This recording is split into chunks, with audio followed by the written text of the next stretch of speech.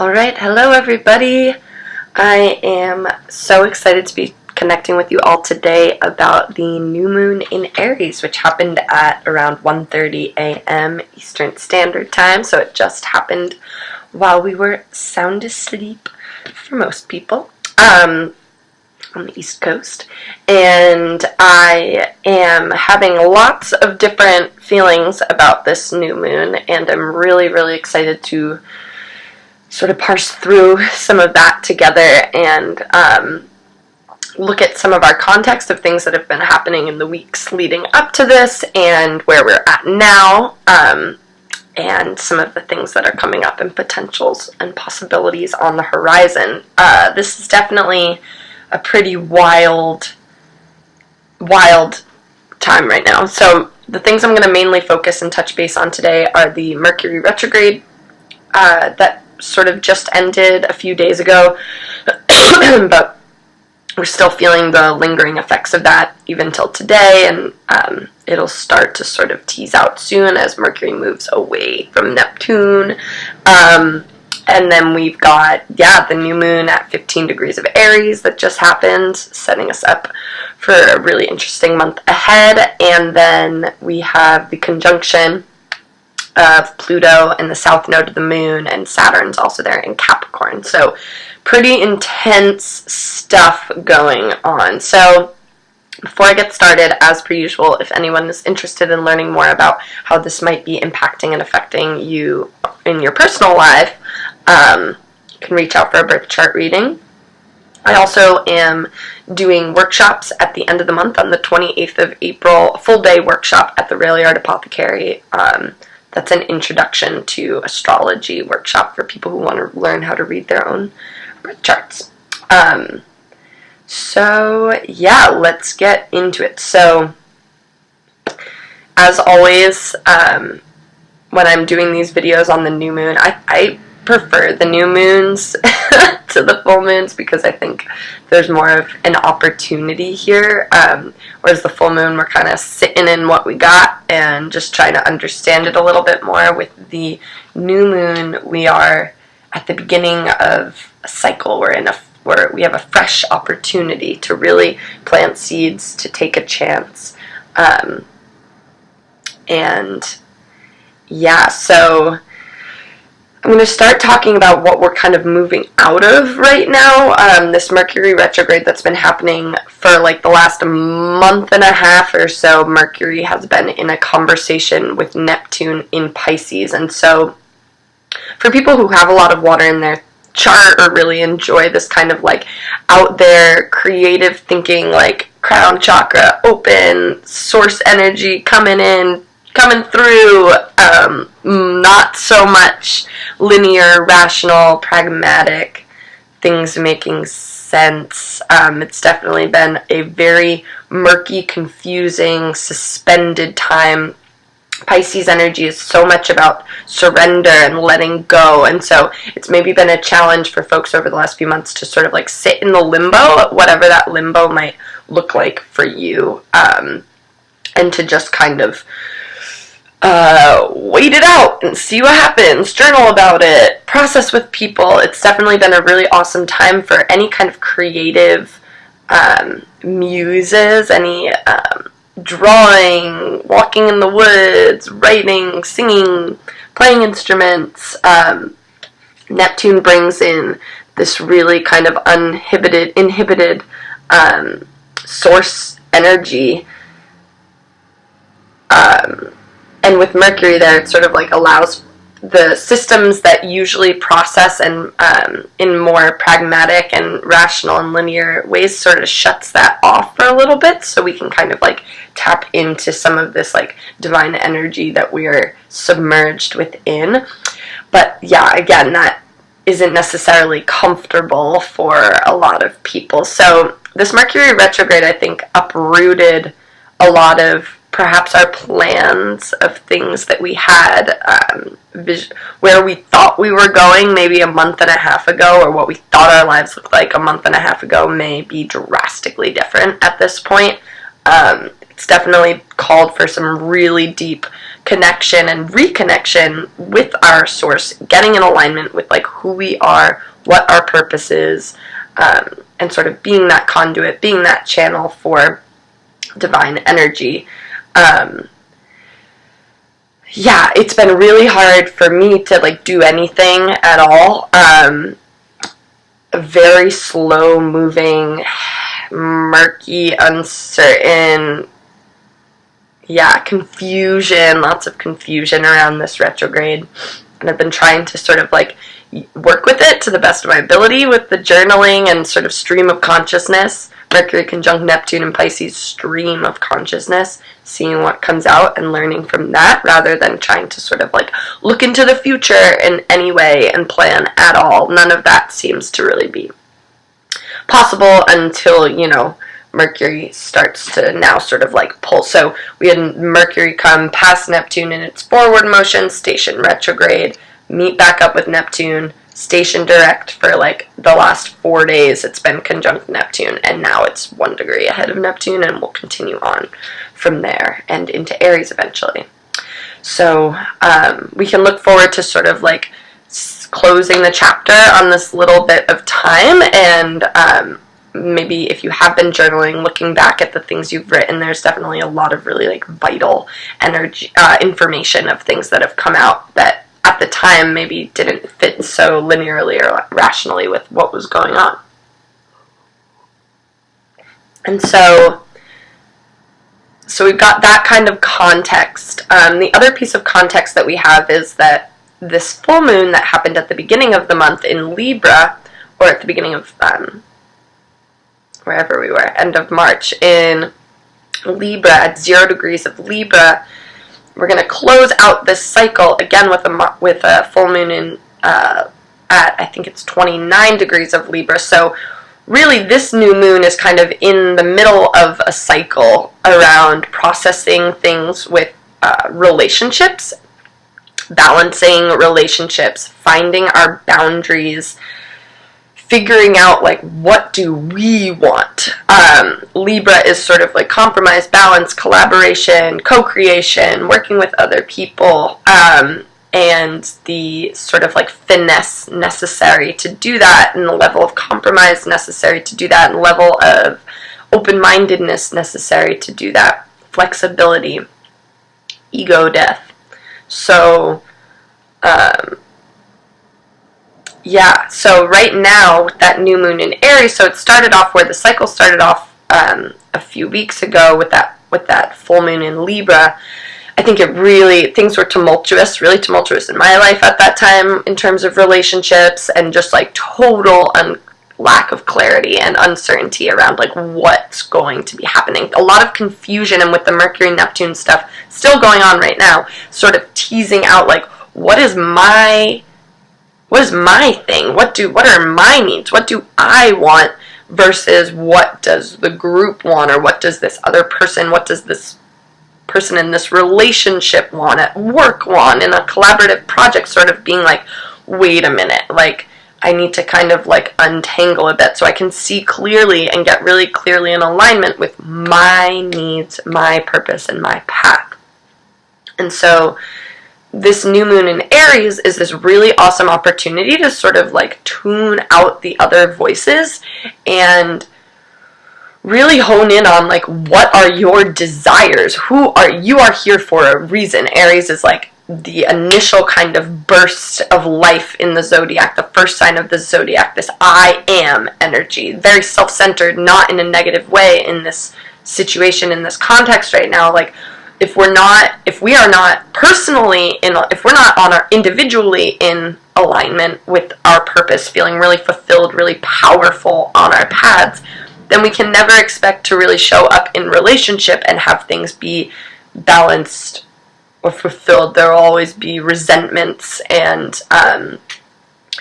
feelings of not being seen, not being heard, so Aries is really like, how can you tap into like your purpose, your path, and really get fired up about that, and sort of know that the relationships needed to make those things happen, if what you're calling for is really coming from, this, I just learned yesterday from my friend Mercedes, this idea of the united will. So both the spirit, you're coming from both the spirit idea, ideals of what you want, and the subconscious, like, what do I actually want? Is it just an ego feeding thing, or is this a soul and spirit feeding thing that I'm calling for into my life? And so, this is just a really, really exciting time to be kind of refocusing on the self, to be learning about setting up some boundaries that, figuring out, like, okay, questions around, like, how far should I be bending? Where am I being selfish? When is it okay to just, like, sort of be like, actually, no, this is not okay. This relationship's not okay, and it doesn't need to be resolved, but I can't interact with you right now. Like, where are those, what's becoming clear around that stuff? Hopefully at this point, you've worked through some of the sort of muck that may have been coming up with the relationship stuff and the Libra full moon. And then that way, when we get to this next Libra full moon, hopefully there will be a bit more clarity around where things are going, and what partnerships, relationships, collaborations, work, all of these ways that relationships play into our lives, family, that things will have settled a bit. Another really kind of integral part of all of this is the Pluto south node of the moon conjunction happening in Capricorn. So this isn't like a light new moon, really. It's powerful, it's cleansing, it's like burn all the bullshit off, like, who am I, what do I want to see in my life? And then knowing that we are divine beings and we have the capacity to manifest our desires and have lives that on the outer world that mirror our desires of the inner world.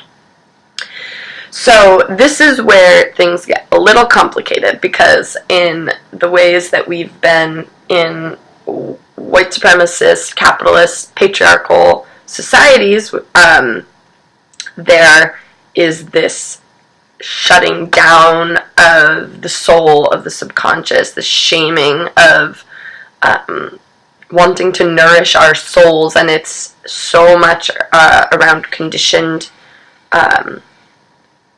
ego-filling, very ego-driven experience of life. And so we're in kind of this, the other sort of piece of this, like, cleansing right now is that the south node of the moon, which is sort of like, where are we collectively coming from? Like, what shadows are we ready to sort of, like, see, acknowledge, put to rest so we can move forward? And in Capricorn, those shadows have to do with sort of, like, with ego-driven pieces, like, what is my reputation? What am I building here concretely? Like, how do I hold power? And with Pluto right on top of it, it's like, we're gonna see the bullshit in that. We're gonna really see the faulty foundations in anything that we've been building that is really ego-driven. And this is a really intense time of ego death in this moment. It's sort of like shining, Pluto's relentless, shining the light on the deep shadow of Capricorn, North Node in Cancer. Like, how are we moving intuitively? The inner world, the inner soul. How is our inner world being sort of prioritized and heard throughout this time, so that we can be manifesting things for ourselves that really are coming from the united will, a united voice. And so, this is definitely a really prime moment to be declaring what we really want, as if, like without inhibition, because we have the power to make things happen, to make the outer world reflect the inner world. If we say, when we put voice to it and we believe that we are deserving of the things that we want and we desire, we're deserving of fulfillment and happiness, and that we are like right from source energy. Like Aries energy is so pure, so directed, so fierce and confident and brave. I think that's the other piece of this too, like moving out of this wild, emotional Pisces season and then lingering Pisces season. Venus is in Pisces right now too. Like this can just be sort of like really spread out, really uncertain, really in that sort of limbo time. And to be that Aries energy is like, how can I find my bravery and my courage in my core and my solar plexus? Like, I have a purpose here, I am important, and allow that to sort of like fill you up and support you in moving into whatever next steps life is going to look like from here. Because I feel like this is really, and maybe this is a lot of people my age specifically, like in the mid-late 20s, who are just kind of like letting go of old stories, old narratives, really like purging layers to sort of turn to pivot now with that Aries energy. Like, where am I going? Like, we kind of went into the depths of confusion, which can be a really awesome place to be learning from. So, with that, I'm going to pull a few cards. And we're also preparing soon for this Jupiter retrograde in Sagittarius, which is going to be a lot of like, how can I take a pause on that growing and expanding and sort of like reworking, and then the Saturn retrograde to follow in a few months, or in a month or so, not too far ahead. To be sort of reworking from whatever we've learned in this time, rebuilding foundations so that whatever seeds we're planting right now about what we want, what we desire, can really start to take root and grow on fertile foundations, and that's going to take time. All right.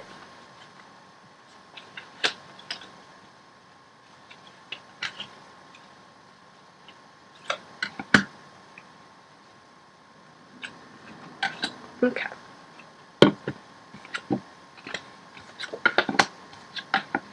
All right. Wow. So our first card of the mix, Five of Swords. Yeah, this is stressful right now. Outer pressure, lots of intense, like, anxiety. This, I think, is so much of what was going on with this Mercury retrograde in Pisces, like confusion, worry, stress. What's going to happen? Is things going to end? Are they going to start? What, this kind of like on the brink of disaster. So yeah, that's pretty like exhausting energy. And then Aries, Libra. My desires, my needs, my things that I want. Where am I going? How am I going to feel fulfilled? And the Lovers. Balance, collaboration, harmonious relationships. So it is possible for us to be clearly stating our needs and to exist in relationships. And those relationships might evolve and change. Dynamics might shift. But I think this is a really encouraging spread that, like, out of this time of stress, we can be sort of moving towards really feeling like empowered and speaking our truths and saying, speaking our purest truths, and knowing that there is home for that in relationships. We're not isolated in our desires, but we first have to sort of shut out all the other voices so we really can tap into like listen to our personal individual voices. so we can really hear from our will, like, what do we want to make happen, because we can make it happen. This is very jumpstart the vehicle, like, get things going, really potent, like, impetus right now. So I think that'll do it for today. Please reach out if you have any questions, and I'm really grateful for everyone who tunes into these videos. Feel free to share with friends and family, and sometimes just I find so much relief in knowing that these are shared experiences of mayhem. So yeah, thank you all so much, and I hope you have an awesome day.